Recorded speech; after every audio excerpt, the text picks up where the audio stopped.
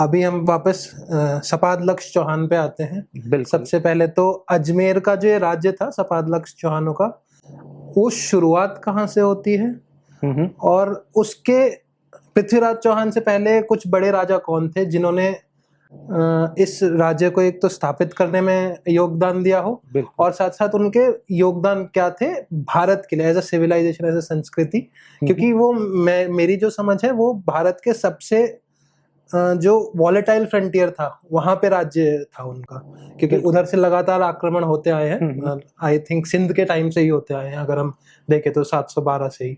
तो ये इस पे बात करते हैं। सबसे पहले एक सपादलक्ष चौहान राज्य को हम समझने की कोशिश करते हैं, फिर हम आगे बढ़ेंगे। जी बिल्कुल। तो अजमेर का जो सपादलक्ष चौहान राज्य था, तो पहले मैं एक बार टर्मिनोलॉजी को क्लियर कर देता हूँ। अजमेर की स्थापना जो हुई है वो लगभग 1112 ईस्वी के आसपास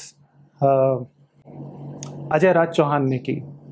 ठीक है। और अगर आप राजस्थान का भूगोल देखें तो आप पाएंगे कि अरावली जो है वो डायगनली राजस्थान को north east south west dissect करती है। और इस डाइसेक्शन में एक बहुत बड़ा गैप आता है केंद्रीय राजस्थान में, जहां आज अजमेर नगरी है।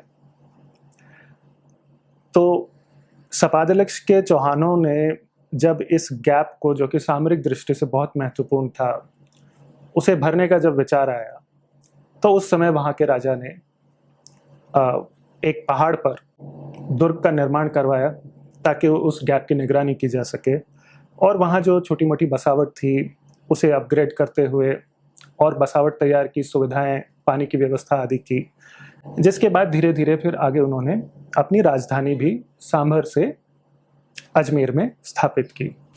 और चूंकि उस समय राजा का नाम, जो तत्कालीन राजा थे चौहान राजा, उनका नाम अजय राज चौहान था, अच्छा, तो उस पहाड़ का नाम उस अनुसार अजय मेरू हुआ, और कालांतर में फिर अपभ्रंश के प्रभाव से अजय मेरू अजमेर बन गया। अच्छा। अब चौहानों के उस केंद्रीय राजस्थान वाले राज्य को, वैसे तो चौहानों के समय समय पर कई राज्य हुए, तो अजमेर वाले राज्य को सपादलक्ष कहा जाता है, जिसका अर्थ है 1.25 लाख। कहने का तात्पर्य ये हुआ कि उस राज्य में 1.25 लाख गांव थे। एक तरह की श्रेणी, एक तरह का क्लासिफिकेशन है कि अगर राज्य में 1.25 लाख गांव है तो आप उसे सपादलक्ष कह सकते हैं। तो ये एक दूसरा नॉमेनक्लेचर था, उससे ज्यादा और कुछ नहीं। रही बात चौहानों के उद्भव की, तो मूल रूप से चौहान जो है संस्कृत के चाहमान शब्द से आया है, उसका अपभ्रंश है, और चाहमान ही इस वंश के मूल पुरुष का नाम है। जो प्रोजेनिटर थे क्लैन के, उनका नाम चाहमान था, और उन्हें आप लगभग 6ठी सदी ईस्वी के पूर्वार्ध में, the first half of 6th century CE, वहां रख सकते हैं। कारण कि एक तो जो चौहानों की वंशावली आती है आपको पृथ्वीराज विजय से मिलती है, आपको हांसोट के ताम्रपत्र से मिलती है, जो कि प्रतिहार कालीन है, 8वीं सदी मध्य से शायद। उसमें जो पीढ़ियां दी गई है वहां से भी जब आप बैक ट्रेस करते हैं तो वंश के मूल पुरुष को आप 6ठी सदी ईस्वी के आरंभ में पाते हैं। और पृथ्वीराज विजय में जो छोटा सा उल्लेख आता है वो इस प्रकार है कि चाहमान जो थे वो और उनका परिवार, उनके बारे में कहा गया कि उन्होंने राक्षसों से युद्ध किया। अच्छा। अब उस काल में राक्षस आप किसी अन्य हिंदू राज्य को नहीं कहेंगे, तो कोई म्लेच्छ शक्ति थी। 6ठी सदी ईस्वी में भारत में केवल एक ही म्लेच्छ शक्ति सक्रिय थी, और वो थे हूण। 6ठी सदी ईस्वी में ही, हमें पता है, ये ज्ञात इतिहास है, कहने की आवश्यकता नहीं, लेकिन मालवा के औलिकार जो कि मंदसौर में बेस्ड थे, उन्होंने लगातार हूणों से युद्ध कर उन्हें भारत से बाहर खदेड़ा था। ये उसी समय की बात है, 6ठी सदी ईस्वी। अब आप अगर एक बार भूगोल पर दृष्टि डालें तो हूणों के आक्रमण उत्तर पश्चिम से हो रहे थे और उनसे टक्कर ले रहे थे मालवा के औलिकार। दोनों के प्रभाव क्षेत्र के ठीक बीचों बीच था सांभर का चौहानों का राज्य। अच्छा। तो उस समय में चाहमान और उनका जो परिवार था, उनके पिता विरोचन, उनके भाई धनंजय, उन लोगों के लिए असंभव हो जाता है, अगर आप सर्कमस्टेंशियली उसको देखें, कि वो उस युद्ध में भाग ना ले। तो इस प्रकार से जो थ्योरी बनती है वो ये है कि जिस समय मालवा के औलिकार हूणों को भारत से खदेड़ रहे थे, उसी समय चौहान वंश के मूल पुरुष, उनका परिवार मालवों का सहयोग कर रहे थे, जिसकी पुष्टि आपको पृथ्वीराज विजय से हो जाती है। अच्छा।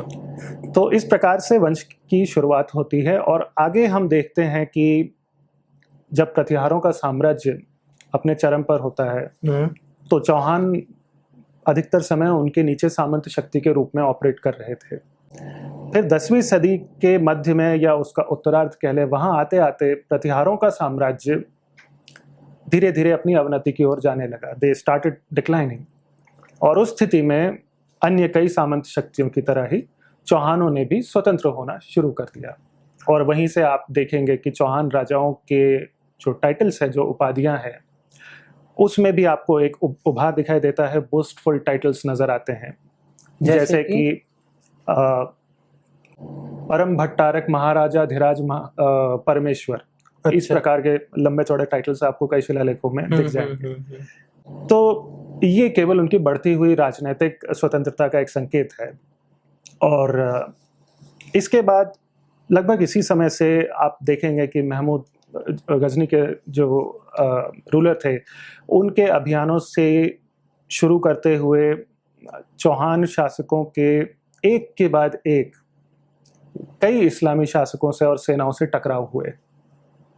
और अगर केवल कुछ प्रमुखता से कोई नाम लेने हो तो मैं यहाँ दो नाम लूँगा। एक तो जो मैं पहले जिक्र कर चुका हूँ आपसे, अजय राज चौहान का, जिन्होंने अजमेर बसाया और चौहानों को एक मजबूत बेस दिया, केंद्र दिया। दूसरे शासक चौहानों के रहे विग्रहराज चौहान।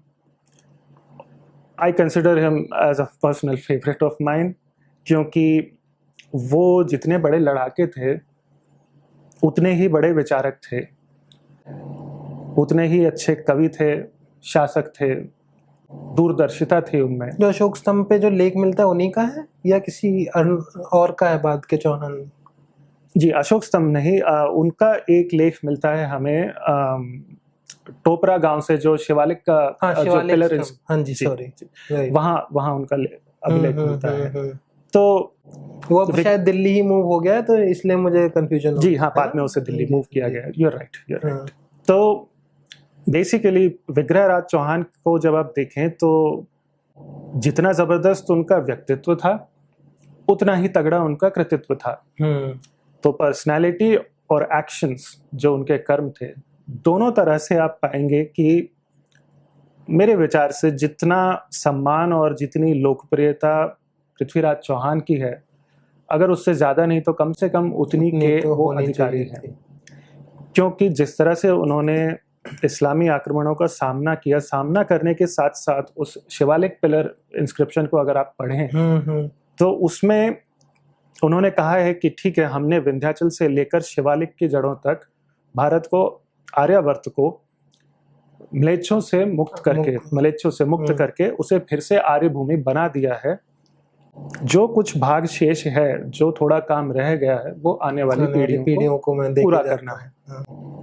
तो यहाँ आपको समस्याओं के प्रति चिंता, दूरदर्शिता, क्या हमें करना है, कितना हो गया है, ये सारी चीजें आपको, क्लैरिटी ऑफ माइंड है बहुत। बिल्कुल। तो एक शासक में जिस तरह की सेंसिटिविटी और दूरदर्शिता की आपको अपेक्षा होती है ऐसे समय में, वो बिल्कुल विग्रहराज चौहान में थी। और ऐसा नहीं कि केवल लड़ाई या कला के धनी थे, लव मैरिज की थी। तो उनका विवाह हुआ था दिल्ली के तोमर राजकुमारी देसल देवी से। अच्छा। तो मुझे लगता है एक हरफन मौला व्यक्तित्व थे, एन ऑलराउंड पर्सनैलिटी, और उनके अकम्पलिशमेंट्स उतने ही ज़बरदस्त थे। तो पृथ्वीराज चौहान से पहले के जो पूर्वज रहे, उनमें ये दो नाम अगर मुझे चुनने होंगे तो मैं यही दो नाम लूंगा, अजयराज और विग्रहराज चतुर्थ। और ये किसने बनवाया था? सरस्वती कंठाभरण, जो आज ये भी उन्हीं का है ना? बिल्कुल। हाँ जी, वही मुझे याद आ रहा था, आपने जिक्र किया। तो जो सरस्वती विद्या मंदिर है, हाँ जी, उसे सरस्वती कंठाभरण विद्यापीठ भी कहा जाता है और मंदिर भी। तो पहले क्या होता था, जहाँ कहीं पर भी एक प्रमुख मंदिर होगा उसमें हमेशा एक विद्यापीठ जरूर हाँ होगी। बिल्कुल, वो तो शिक्षा का केंद्र होता ही बिल्कुल, होता था। तो मंदिरों को they used to multitask as schools as well. तो बहुत प्रमुख केंद्र था। और जब तुर्कों का राज्य हुआ अजमेर में, तो सबसे पहले उनके हत्थे चढ़ने वाली जो प्रमुख आप एक सेटलमेंट या बिल्डिंग कह लें, वो यही थी, जिसको हम आज तक भी उसी जी। और उसके बाद में जो रूप में देखते सो कॉल्ड 2.5 दिन का झोपड़ा जो उसके ऊपर बना, तो ये सब स्थितियां रही।